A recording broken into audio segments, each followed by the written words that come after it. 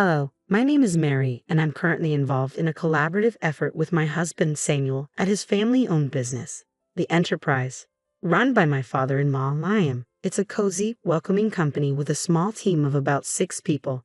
Liam, known for his quiet demeanor, tends to stay away from daily operations, leaving much of the leadership to Samuel, who is poised to be the next president.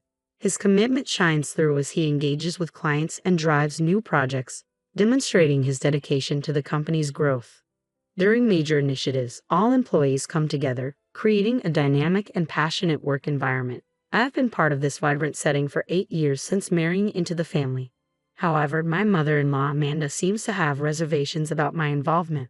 Just recently, when I returned home early to prepare dinner while Samuel stayed late at the office, Amanda confronted me with harsh words. "How long do you plan on clinging to our family business?" she questioned, her tone heavy with reproach. Since her retirement, it seems Amanda has shifted her focus from enjoying her newfound free time to critiquing my choices. In response, I remained composed and asked, "What do you mean by clinging?" Amanda interrupted, implying that my marriage to Samuel was more out of necessity, suggesting I was exploiting the opportunity to work at their company. This wasn't the first time I faced such accusations. It was becoming a frequent occurrence. When I married Samuel, I chose to leave my previous job to join his family business. A personal decision, not a result of unemployment, as Amanda seemed to believe. "Mom, it's not that I couldn't work elsewhere. I chose to be here," I explained, but her dismissive response revealed a clear misunderstanding of my motives. The tensions with my mother-in-law didn't end with words. Despite her promises to manage the household after retiring, she rarely contributed, leaving Liam to seek her help with chores. Amanda stubbornly insisted, "I've worked all my life. Now it's the daughter-in-law's turn to handle the household duties." As a result, the responsibility often fell to me for dinner preparations and cleanup. One afternoon, I gathered my courage to address a lingering issue. "Amanda," I began hesitantly, "I've noticed the dishes often stay unwashed in the sink. It would help if you could tidy up after your meals." Unfortunately, my cautious approach ignited a fiery reaction. She lashed out, accusing me of overstepping my boundaries and questioning my right as a daughter-in-law to impose rules in her home. Caught in this draining exchange, I became acutely aware of the time slipping away. If I didn't start dinner soon, our meal would be significantly delayed. Despite my growing frustration, I managed to remain calm. "Mom, let's continue this conversation later," I suggested, hoping to ease the tension and shift my focus back to dinner preparations. Seemingly cooled by my proposal, Amanda retreated to the living room, leaving me alone with my thoughts amidst the clatter of kitchen utensils. Both Liam and Samuel were no strangers to Amanda's abrasive treatment. They often tried to intervene when they witnessed it. However, their attempts seemed to have little impact. Each time they addressed the issue, their expressions reflected deep concern and frustration, demonstrating their earnest desire to foster harmony within our family dynamic. Ironically, when they admonished Amanda, it only redirected her anger toward me, intensifying her hostility. Though I had never endured physical violence, the emotional weight of Amanda's words was profound. Liam and Samuel's support was my refuge, helping me withstand her biting remarks. That support was tested one particularly challenging morning. After cleaning up from breakfast and preparing to leave for work, Amanda suddenly exclaimed, "Oh my, what a mess! A trash heap here." Without warning, she doused my handbag with a bucket of water. I stood frozen, a mix of shock and anger leaving me speechless. "What are you doing, Amanda?" I finally managed to say, my voice trembling with disbelief. Her response was dismissively flippant, reminiscent of a mischievous child. "Oh, was that your stuff? I thought it was just a big piece of trash." Her casual dismissal only fueled my fury. "Even if you thought it was trash, who pours water on it?" I protested, struggling to understand her callous disregard. In the morning light flooding the living room, I found myself facing Amanda, her expression icy and determined, as if she had resolved to take drastic action. "What kind of reasoning is that? Now the carpet is soaked, and what about the vacuum cleaner?" My words tumbled out, laced with confusion and frustration as I hurriedly removed my waterlogged items from my bag. Important work documents were laid out on the table to dry. Amanda looked back at me with chilling nonchalance, her face revealing neither remorse nor concern for the chaos she had caused. You don't need to go to work anymore, she stated flatly. I was utterly baffled by her declaration. Excuse me. My reply was heavy with disbelief. Her next words felt like a sharp stab to my heart. You've been clinging to this house for 8 years, but today I can finally get rid of you. Her voice was filled with a venom and resolve I had never witnessed before. My mind spun as sorrow swelled within me. Getting rid of me? I echoed, disbelief coloring my tone. She made me feel like a complete outsider in this family. My daughter is joining the company, so we need you to leave. Today's your last day. All you have to do is bow your head to your father-in-law and Samuel and apologize for all the trouble you've caused. Her mocking laughter felt like salt in my wounds. She was leveraging my position at work to oust me. I had poured years into that job, building both respect and cherished memories. And now, I stood shocked and heartbroken.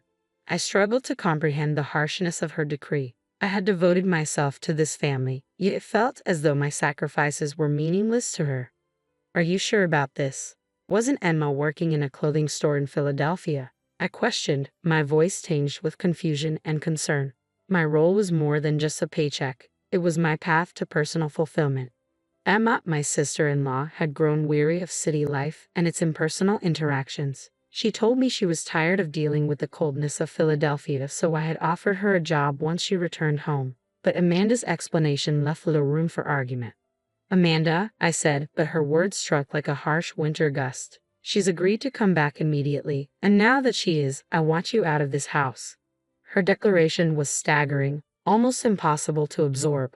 With a single sweeping decision, she was ready to uproot my life, completely disregarding my place within the family without any opportunity for discussion. She coldly handed me an envelope. I've written your resignation letter, she announced, effectively banishing me from our home. In that moment, my heart shattered. Years of dedication and togetherness felt dismissed as trivial, like discarded pieces of paper. Her actions tore at the fabric of our family bond, leaving it irreparably damaged. With a heavy heart, I made the short 5-minute walk to the company, a path I had trodden countless times before, but never with such a tumult of emotions.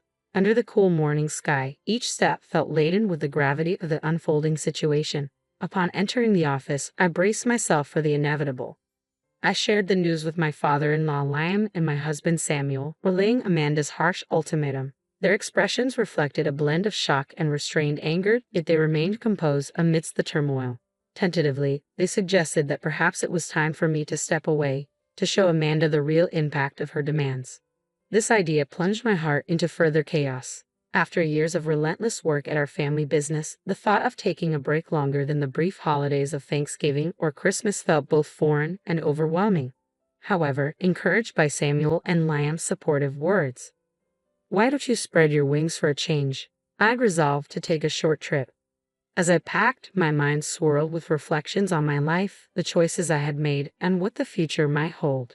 Meanwhile, my sister-in-law Emma, who was supposed to replace me at the company, arrived shockingly late at 2 p.m. Her lackadaisical attitude left Samuel and Liam bewildered and frustrated.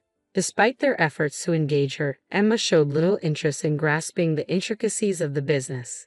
Hearing this, a wave of anxiety washed over me regarding the company's future, even as I looked forward to my journey. I was determined to leave without another encounter with Amanda. As the train pulled away, I quickly set off, gazing out at the shifting landscape. It was a moment to reflect on my past and present. This journey offered not just physical distance, but a chance to breathe and consider the path ahead. While savoring the local seafood specialties, my thoughts often drifted back to my family and our business. On the 5th day of my retreat, my serenity was abruptly disrupted by a tearful call from Emma. "What's going on?" Mom said it was an easy job, just sitting in a chair, but Samuel and Dad are acting like I can't do anything right, she lamented. Her words, likely echoing my mother-in-law's assurances, caught me off guard. Despite the leisurely pace of my days, I knew it was time to address the reality of the situation. "So, Emma, how proficient are you with computers?" I asked, sensing her hesitation. "Well, I usually watch videos online and play games," she replied, her answer hinting at limited technical expertise. Curious about her capabilities, I probed further. "What about software tools like Word or Excel?" Her puzzled expression surprised me, especially considering her background in the Philadelphia apparel industry. where tracking sales and managing inventory would require basic computer skills. Can you handle calculations for sales or fill out documents? I inquired. She confidently assured me she could manage that task. However, when I pressed with a more specific question, can you calculate the right amount of tax? Her confidence faltered. This wasn't just a test of her math skills, it was about her ability to apply them in a practical business setting. While Emma might have other talents, it was clear she lacked the skills needed for the job. Her discomfort grew, especially regarding calculations, likely fueling the criticism from Liam and Samuel. It's crucial to confront the motives of my mother-in-law and her supporters who want to oust me, I thought. Since you're taking over my role, I expect you to manage the accounting tasks proficiently. Also, be mindful of email etiquette.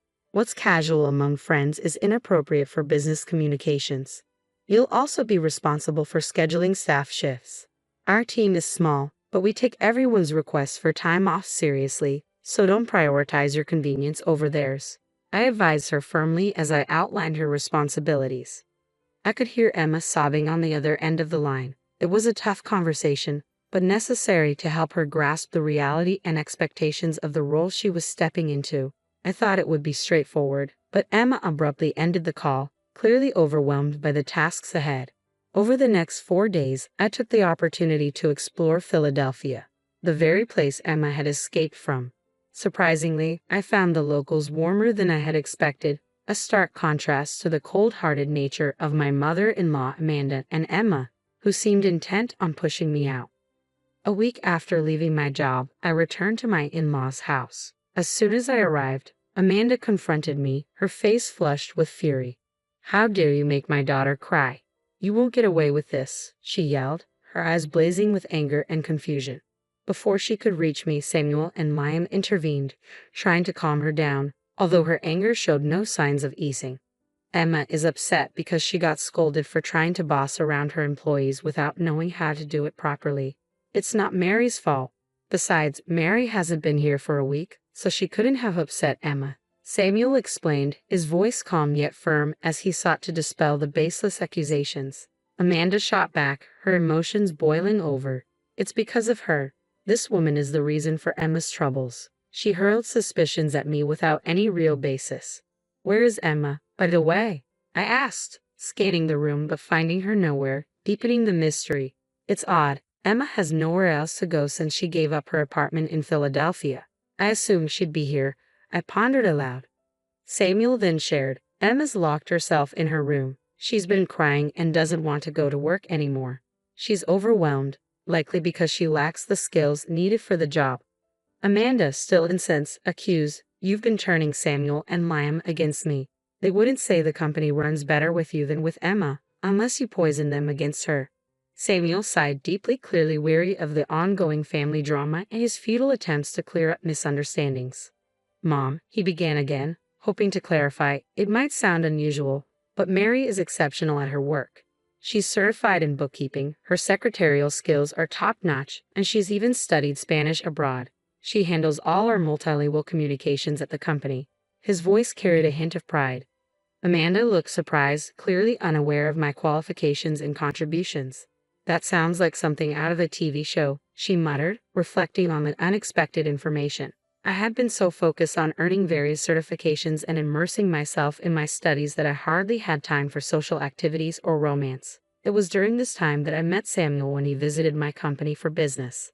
As I recounted the story of how we first met, I tried to bridge the gap between misunderstandings and the reality of our lives.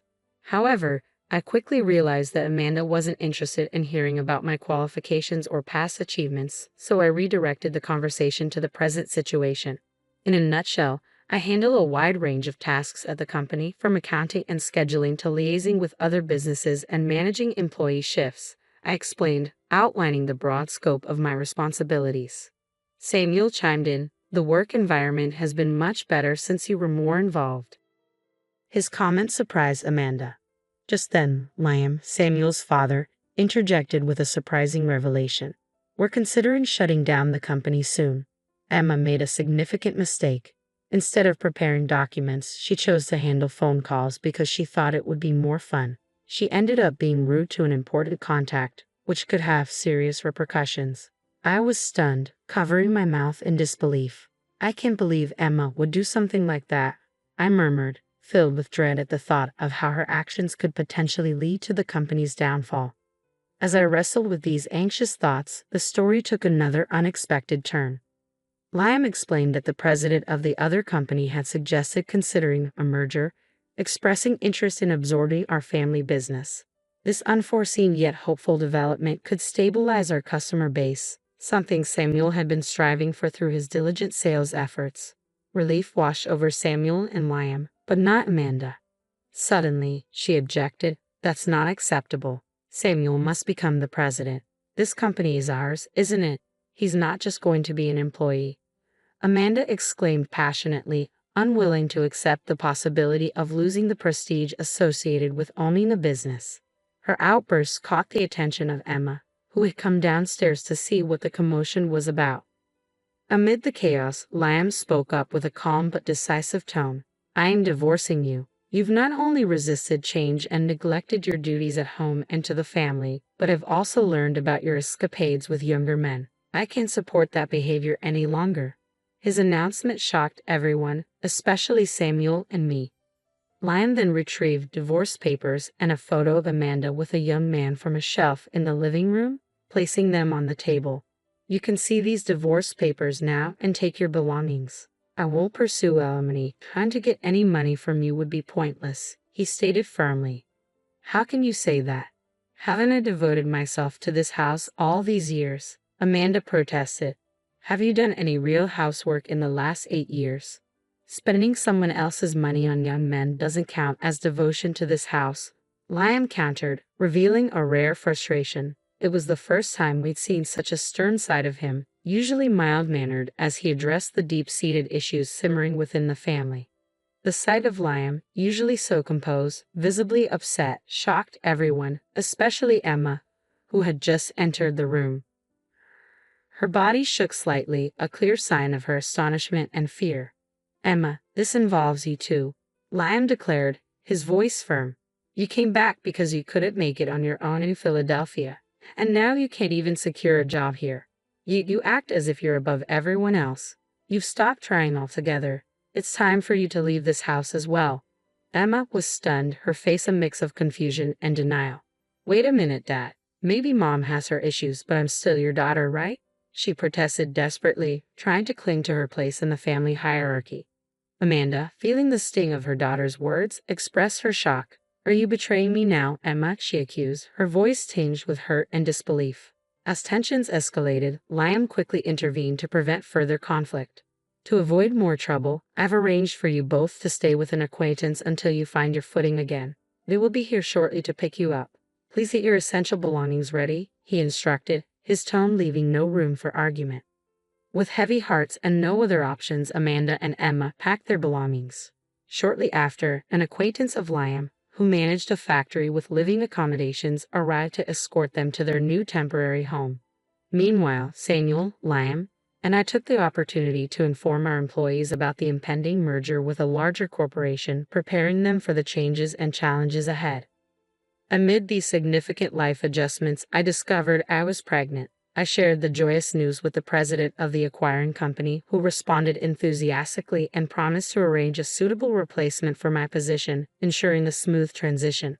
With the promise of new beginnings and the anticipation of our growing family, Samuel and Liam dedicated themselves even more passionately to their work, inspired by the bright future ahead.